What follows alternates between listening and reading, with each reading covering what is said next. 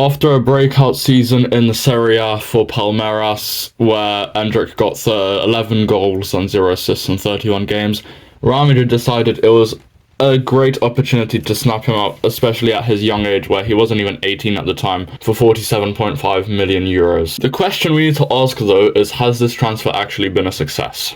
Bobby Charlton's region, Endrick, started officially playing for Real Madrid, obviously, this season.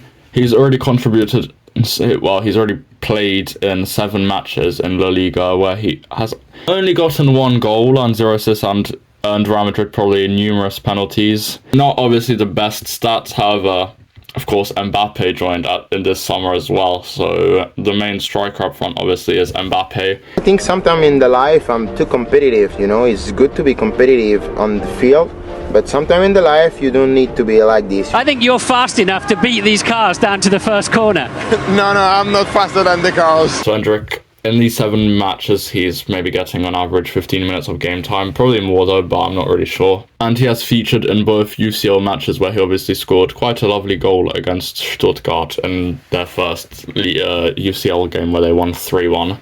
The majority of people had really high expectations. Obviously, if you go to basically the biggest club in football history, people are going to have big expectations for you, even when you're paying 50 million euros for an 18-year-old Brazilian wonder kid, They'd be expecting more, but his stats are not really showing the story of a poacher, like somebody who's able to contribute a lot of goals to Real Madrid right now. It may have been a mistake to join Real Madrid. I think he's possibly joined Real Madrid at the worst time possible with the introduction of Mbappe, of course. Mbappe obviously is going to need to play because he's in the top 10 best players in the world. So Endrick is not really getting any game time. So maybe a move elsewhere would be better for him. He isn't simply a goal poacher though. Yes, he obviously does, his main position is a striker, but he's very good at linking play in the final third, obviously creating goal scoring opportunities. And he can actually play in a few different positions, which is obviously crucial in the modern game where players are expected to be able to play in 3 positions, especially with the high competition that they have nowadays. He can play on one of the wings, he is capable of doing that, or playing as a centre forward, striker, and occasionally an attacking midfielder. His key, strong aspects in his game are his pace. He is quite fast, and his one-on-ones. He's extremely dangerous once he has the opportunity to take on an opponent, to be honest.